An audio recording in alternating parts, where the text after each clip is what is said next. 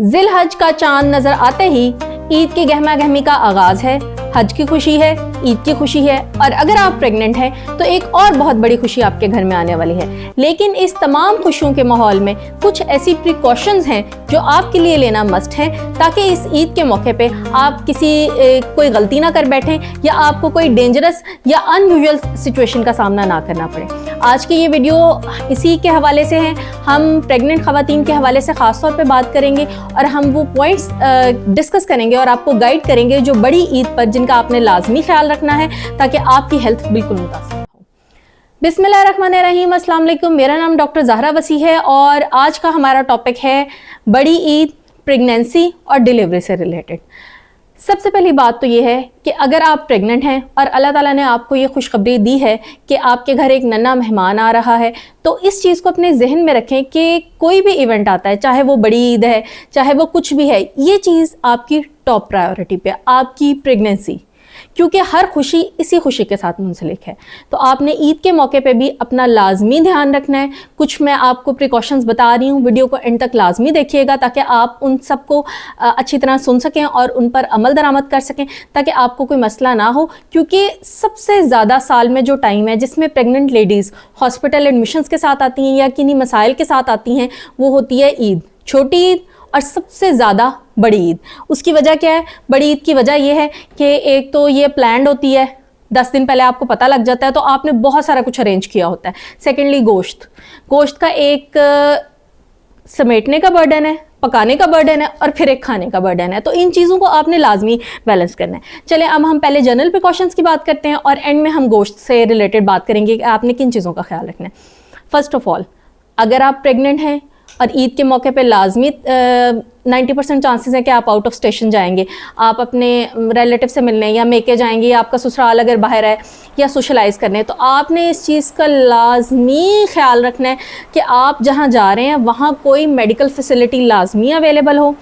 अगर तो आपको वहाँ कोई मेडिकल फैसिलिटी का पता है तो वेरी गुड, अगर नहीं पता तो आप जिनके भी पास जा रहे हैं, जो आपके रिलेटिव्स हैं या फ्रेंड्स हैं, आप उनसे कम्युनिकेट करें और उनसे पूछें कि इन केस ऑफ इमरजेंसी आप कौन सी फैसिलिटी अवेल कर सकते हैं। क्योंकि प्रेगनेंसी में इमरजेंसी का कोई टाइम नहीं है। अगर आप फर्स्ट हाफ ऑफ प्रेगनेंसी में स्टार्ट है तो खुदा न खास्ता उसमें और किस्म की कॉम्प्लिकेशंस हैं, पेन हो सकती है, ब्लीडिंग हो सकती है, स्पॉटिंग हो सकती है। और अगर आप सेकंड हाफ ऑफ प्रेगनेंसी में तो आपको प्रीटर्म लेबर के चांसेस हो सकते हैं, ख़ास तौर पर ट्रैवलिंग के साथ वक्त से पहले दर्दें लग सकती हैं, वाटर लीकेज का मसला हो सकता है, या स्पॉटिंग का मसला हो सकता है, या बेबी की मूवमेंट का मसला हो सकता है। तो ये वो तमाम चीज़ें हैं जो प्रेगनेंसी में आप बिल्कुल इग्नोर नहीं कर सकते। इवन अगर ईद का मौका भी है तो आपने जहाँ पे भी जाना है, आपने पहले ये ट्रेस करना है। आज ही अपनी डेस्टिनेशन लिखें कि आपने फ़लानी जगह जाना है, फॉर एग्जांपल जहाँ भी जाना है आपने आउट ऑफ स्टेशन, और वहाँ पे एक मेडिकल फैसिलिटी को ट्रेस करें। कोशिश करें कि किसी हिल स्टेशन पे जाने से अवॉइड करें जहाँ पे मेडिकल फैसिलिटी आपको ना मिले। और इसमें एक ट्रैवलिंग का बहुत इंपॉर्टेंट पॉइंट है। ट्रैवलिंग के हवाले से मैं आपको बताती चलूँ कि दो चीज़ें हैं, एक तो है बाय रोड ट्रैवल और एक बाय एयर ट्रैवल। अगर आपने बाय रोड ट्रैवल करना है तो सबसे पहले ये कि आपकी सवारी कंफर्टेबल होनी चाहिए। आपने ख़ास तौर पे अगर लॉन्ग ट्रैवल करना है, लॉन्ग ट्रैवल हम यहाँ पर कह रहे हैं कि अगर आपने 1 घंटे से ज़्यादा का सफ़र करना है और उसमें फिर आप देख लें कि आपके पास कोई गाड़ी हो या कोई अच्छी टैक्सी हो या कोई भी ऐसी कन्वेंस हो जो कंफर्टेबल हो और कन्वीनियंट हो, जिसमें आपको झटके ना लगें। सेकेंडली, आपका जो ड्राइवर है उसको ये पता होना चाहिए कि गाड़ी के अंदर जो मेरा पैसेंजर बैठा है ये इसको स्पेशल केयर रिक्वायर्ड है, वो आराम आराम से गाड़ी चलाए, ज़्यादा झटके नहीं लगाने। एंड थर्ड पॉइंट ये है कि आपने जिस रोड का इंतखाब करना है, काइंडली आप डिस्टेंस को मत देखें, आप टाइम की अपनी एक लिमिट रख के घर से निकल जाएँ। लेकिन आपने रैश ड्राइविंग से मना करना है अपने ड्राइवर को। आपको भी इस चीज़ की अवेयरनेस होनी चाहिए और ड्राइवर को भी, कि स्लो और आराम से स्मूथ रोड पे गाड़ी चलानी है, किसी किस्म का आपको झटका ना लगे। ये तो आपके ट्रैवलिंग के हिसाब से प्रिकॉशंस हैं। खुद के लिए आपने क्या करना है, आपने अपने साथ एंटी वॉमिटिंग लाजमी रखनी है। अगर आपके पास हैं तो ठीक है, अदरवाइज़ आप बताएं, मैं आपको सेफ़ एंटी वॉमिटिंग्स रिकमेंड कर देती हूँ। सेकेंडली, आपने अपने साथ हेल्दी स्नैक्स लाजमी रखने हैं ताकि अगर सफ़र में आपको हाइपोग्लाइसीमिया होता है, ग्लूकोज लेवल डाउन होता है, तो आप उसको इंस्टेंटली यूज़ कर सकें। थर्डली, अपने साथ हाइड्रेशन के लिए कुछ रखना है और सबसे बेस्ट है कि आप 7 अप की या पानी की या नींबू पानी की बॉटल्स रखें और थोड़ा सा नमक रखें। बीपी लो होने के केस में आप वो इस्तेमाल कर सकते हैं। फिर आपने जो सीट का इंतखाब करना है वो आपकी बिल्कुल कह लें कि विंडो के साथ वाली हो, ताकि आपको फ्रेश एयर मिलती रहे और आपकी वेंटिलेशन होती जाए। और अगर आपका 4 घंटे से ज़्यादा का सफ़र है, ईदर बाय रोड और बाय एयर। तो आपने अपनी टांगों को हिलाते रहना है, बार बार अपनी ये जो पिनियाँ हैं, काफ के मसल, इनको दबाते रहना है, एक जगह बिल्कुल जुड़ के नहीं बैठना, क्योंकि इसमें खून जम के उसकी गर्दिश स्लो होकर दिल में जाने का अंदेशा होता है, जिसे हम डीवीटी कहते हैं। ये एक बहुत ग्रेव कॉम्प्लिकेशन है प्रेगनेंसी की, मतलब है कि बहुत सीरियस कंडीशन है। और ये क्यों होती है? जब आप कोई भी प्रेग्नेंट लेडी 4 घंटे से ज़्यादा किसी जगह जोड़ के बैठती है। तो आपने इस चीज़ का ख्याल रखना है कि टांगों को हिलाते रहना है। अगर तो पॉसिबल है तो आधे पौने घंटे बाद रोक के गाड़ी, तो आपने उठ के थोड़ा सा चक्कर लगा लेना है। प्लेन है तो प्लेन में आपने थोड़ा सा इधर उधर फिर लेना है, चक्कर लगा लेना है। आपने एक जगह जुड़ के नहीं बैठ जाना, और ख़ास तौर पे अपनी हाइड्रेशन का ख्याल रखना है। ये था आपकी फर्स्ट हमने पॉइंट डिस्कस किया मेडिकल फैसिलिटी के हवाले से।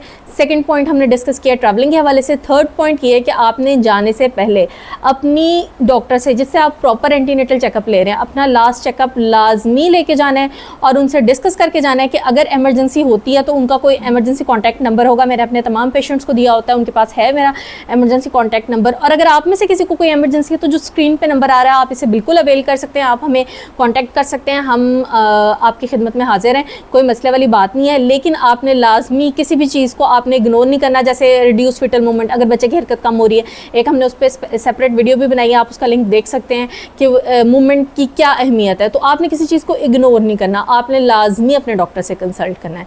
ये थी आपकी कुछ जनरल प्रिकॉशंस। इसके अलावा आपकी ड्रेसिंग के हवाले से प्रिकॉशंस हैं कि आपने बहुत ज़्यादा टाइट और बहुत ज़्यादा कह लें कि सिल्क की या इस तरह की क्लोथिंग नहीं करनी, उससे आपको रैशेज़ वगैरह हो सकते हैं। प्रेगनेंसी में इसके चांसेस वैसे भी ज़्यादा होते हैं। मेहंदी पे मैंने बहुत बात की है, आपको समझा, बहुत दफ़ा मैंने समझाया, अगेन मैं बताती हूँ कि केमिकल मेहंदी से अवॉइड करें प्लीज़। जो आजकल मार्केट में मिल रही है ये केमिकल मेहंदी है, इससे बहुत जल्दी रिएक्शंस हो जाते हैं, जिसको हम कहते हैं एनाफाइलैक्सिस। आपकी तमाम बॉडी में एक रिएक्शन की स्टेट आ जाती है, आपका सांस फूलने लग जाता है, और ये एक ग्रेव कॉम्प्लिकेशन है, ये एक मेडिकल इमरजेंसी है। या तो खालिस मेहंदी का इस्तेमाल करें या फिर अवॉइड कर लें, लेकिन केमिकल वाली मेहंदी आपने इस्तेमाल नहीं करनी। जूते की जो आपने सिलेक्शन करनी है वो आपके थोड़ा सा एक, जैसे प्लेटफॉर्म हील कहते हैं, वो होनी चाहिए, बिल्कुल फ्लैट ना हो, उसमें फ्रिक्शन नहीं होती, आप स्लिप हो जाएंगे, खुदा ना खासा कोई हादसा हो सकता है। और पेंसिल हील या बहुत लंबी हील ये नहीं आपने इस्तेमाल करनी, आप इम्बैलेंस हो सकते हैं। तो इन चीज़ों का आपने ख्याल रखना है।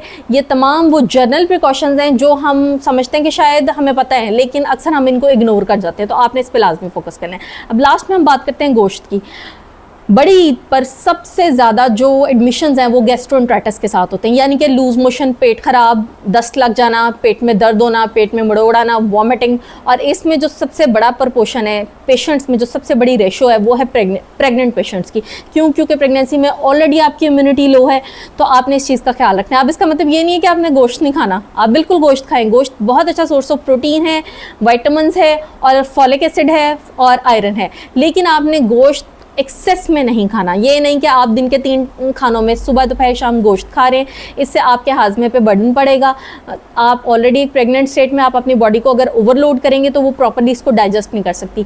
आपने अगर एक खाने में मीट खाया है तो आप उसको अगले खाने में आप ऑल्टरनेट करें, या आप कोई सब्ज़ी का इस्तेमाल करें, या चावलों का इस्तेमाल करें, या दाल का इस्तेमाल करें, और उससे अगले खाने में आप दोबारा से गोश्त ले सकते हैं। And one very important thing to consider कि गोश्त आपका टोटली प्रॉपरली कुक्ड हो, पका हुआ गोश्त हो, ऐसा हो कि रेशेदार गोश्त हो। क्योंकि अगर आपके गोश्त में थोड़ी सी भी गुंजाइश रह जाएगी तो जो उसमें जरासीम कच्चे गोश्त में पाए जाते हैं वो प्रेगनेंसी में एक इन्फेक्शन है साल्मोनेला, बहुत ज़्यादा डेंजरस इन्फेक्शन है। वो कच्चे गोश्त से आपको लगता है और वो आपको बहुत एक सीरियस कंडीशन में लेके जा सकता है। तो काइंडली अगर आपको लग रहा है कि गोश्त में अभी थोड़ा सा कच्चापन है, प्रॉपरली वो कुक नहीं है, टेंडर नहीं है, आप उसको दोबारा पकाएं या आप उसको खाने से लाजमी अवॉइड करें। प्रॉपरली कुक गोश्त खाना आपने, बिल्कुल कच्चा ना हो। एक टाइम पे गोश्त खाएं, फिर एक टाइम पे पुलाव खा लें आप, या सब्जियां खा लें, या कुछ इस तरह की चीज़ खा लें, और अपने मैदे को थोड़ा सा रेस्ट दें। सारा दिन थोड़ा थोड़ा करके खाएं, ओवरलोड ना करें। जितनी मैंने आपको प्रिकॉशंस बताई हैं इन सबको अपने जहन में रखें और अपनी ईद को भरपूर तरीके से एंजॉय करें। हज का मौका है, अपने लिए, अपने बेबी के लिए दुआ करें और हमारे लिए लाजमी दुआ करें, और इस चैनल को लाइक और सब्सक्राइब करें और ऐसी इन्फॉर्मेशन को आगे पास ऑन करें। हो सकता है आपके पास ऑन करने से किसी का भला हो जाए और ये एक हम सब के लिए सदका जारी है। बहुत शुक्रिया।